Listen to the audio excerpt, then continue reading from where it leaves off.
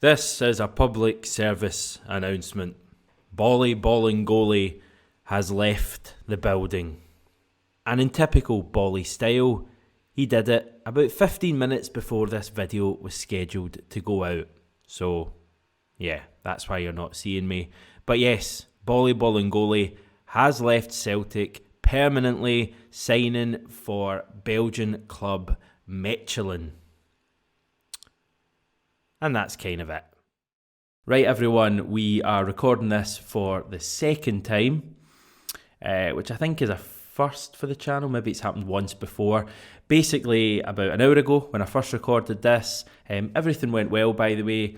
Went to stick it into my editing software, which I'll not name, and I was completely blurry. You could barely make out my facial features. Lucky us is probably what you're thinking right now. But no, we had to do this properly. And given that yesterday, a lot of the early viewers of yesterday's video couldn't even hear it, which was all of YouTube's making, by the way, it's been a rocky start to this week at 67 Hill Towers.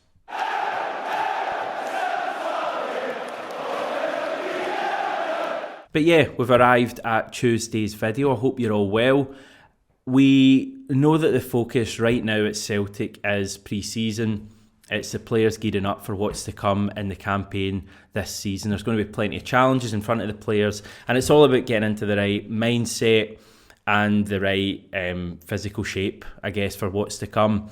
However, it seems like some at Celtic are already looking ahead to next year's pre-season and a potential tour of Japan. Now, we know that Celtic are already going to be going to Australia for the Sydney Super Cup, and now it appears that we may be making the journey to Japan in a year's time for pre-season. We last went to Japan in 2006. We took part in one game and one game only against Yokohama F. Marinos, the future team of Ange Postecoglou. At that time, Shunsuke Nakamura was the major draw.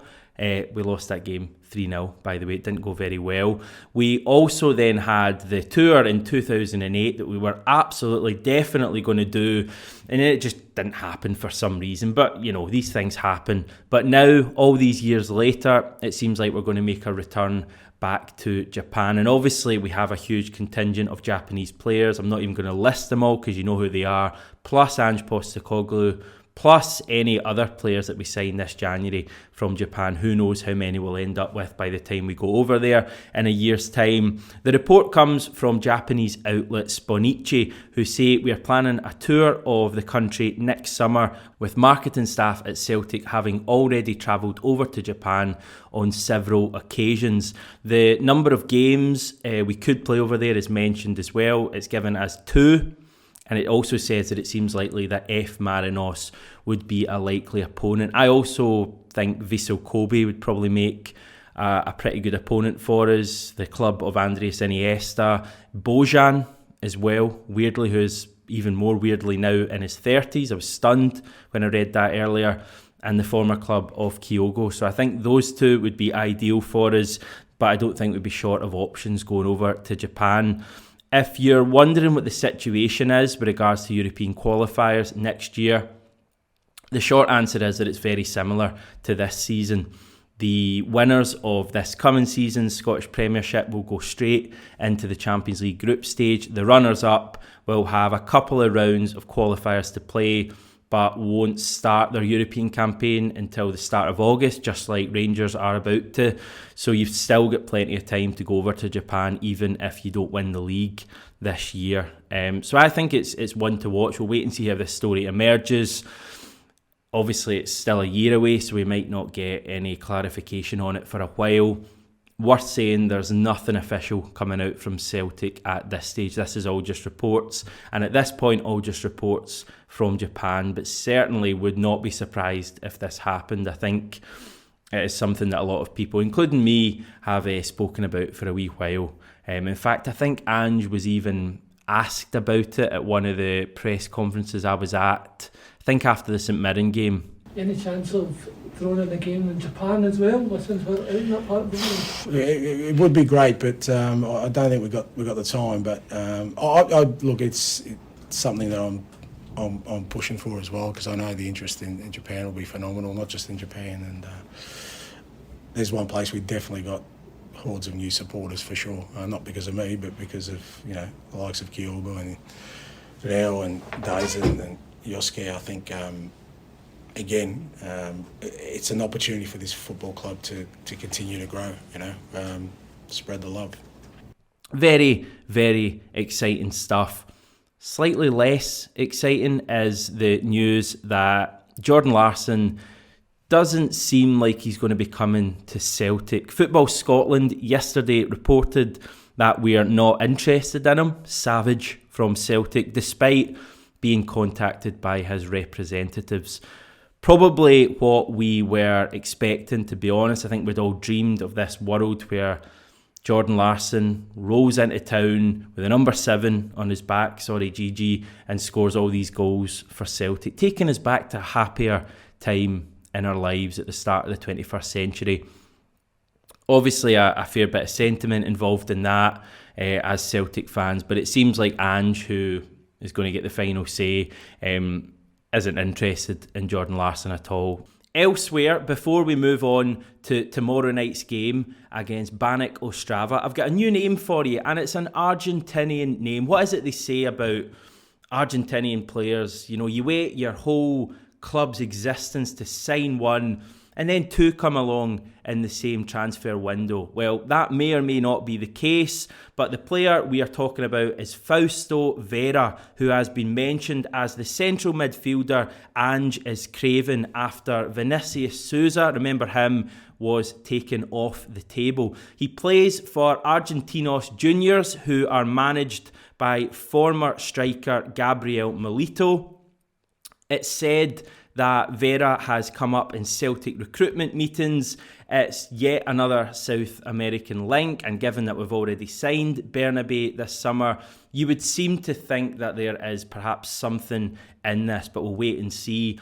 I've done a little bit of digging, about 15 seconds worth of digging into Vera. He's 22 years old. He has represented Argentina at youth level, just like Bernabé. I'm not going to get too ahead of myself on this one, but I think early August 2024 would be ideal for our tour of Argentina. But no, being serious, I think, we do need a central midfielder. We know this. And we know that Celtic have an interest in the South American market. So this may well be one to keep an eye on, a name to keep an eye and an ear on in the coming weeks. Right, back to reality now, and it's Banik Ostrava for Celtic tomorrow night. Of course, this is not our first trip to Czech Republic / Czechia. We visited Jablonec, remember them, early last season. That was kind of probably the game when it first clicked for Ange Postecoglou's Celtic. I think it was his first ever competitive victory, Kyogo's first goal, Joe Hart's debut, etc. And yeah, that was a pretty decent game. You couldn't say the same about a game the year before in the same country, Sparta Prague 4, Celtic 1, really going through a bad period at that stage we were under Neil Lennon. This one coming up tomorrow night is a friendly, but kind of ironically, it may well be a far more hostile atmosphere than those previous 2 that I just mentioned. The Sparta Prague game was played behind closed doors, and the Jablonec game was not played behind closed doors, but may as well have been. Tomorrow night is a big game for Banik Ostrava. They are celebrating their 100th anniversary this year, and this is their big celebration game. One of Europe's proper big clubs coming to town, and they're going to have a hell of a party. Their 15,000 Mestske Stadion, been practicing that all day, should be pretty full for the game. The Ultras section has been sold out for over a month now, and fans are being urged to be in their seats for half an hour before kick-off. They have plenty of things planned. For example, when you buy a match ticket to this game, you get a scarf included as well, a special centenary scarf, I should say. So big plans. They're also kind of weirdly all going to be wearing white as well. Now, I know this has certain sinister connotations in parts of the world, but rest assured, tomorrow night the all-white is in celebration of Banik Ostrava, and it should create quite a hostile atmosphere. You know, when I first looked at Celtic's pre-season schedule, I think the lack of a real big team kind of didn't reflect too well. I felt as if it wasn't a great schedule, but the more I actually find out about who we're playing and the kind of atmospheres we're going to be playing in, I think it's shaping up to be a pretty important pre-season for the team ahead of the new campaign. I know we're not going to face a team quite frankly as poor as Banik Ostrava or even Rapid Vienna or Legia Warsaw in the Champions League group stage, but I think going abroad in Europe into hostile atmospheres like it's probably going to be tomorrow, like it certainly will be against Legia in a week's time, like it was to a kind of extent on Saturday against Rapid Vienna, I think is really good for the growth of this Celtic team in Europe. And we've got those Celtic Park games factored in as well. So I think this is going to be a good test tomorrow night. Their league season actually starts the same weekend as ours, although they've played, I think, 5 games up to this point. So they may be a little bit sharper than us, which again, I think isn't a bad thing in terms of our preparation for the new season. We will have the reaction for you after the game tomorrow. It's a 5 o'clock kickoff Scottish time, so give it a watch and then join us afterwards. I'm sure there'll be plenty to talk about.